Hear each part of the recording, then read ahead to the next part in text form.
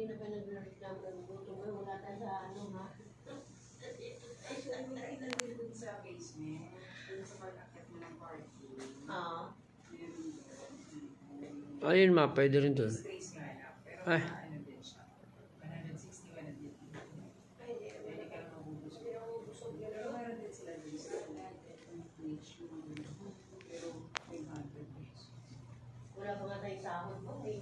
Nag-uuwi na pa ng ano. Ano ba yan, ma'am? Tanggapin na ba ako niya? O ano? Hindi ko nga na ano yan, ma'am. Hindi ko nga na-edit yan. Kasi mabilisan na nung nakaraan. Ay, naalala ko. Diyos ko, magpa-print ka na pala. Maganda naman. Hindi ko nga nalagay ang Philippines yan eh. Philippines nakabenta na. Sa Philippines. Ano lang? 7 months ata kami doon kasi si Sir Aaron kasama ko. Umalis eh. Eh di bit-bit kami. Oo. May wifi dyan. Ano nga?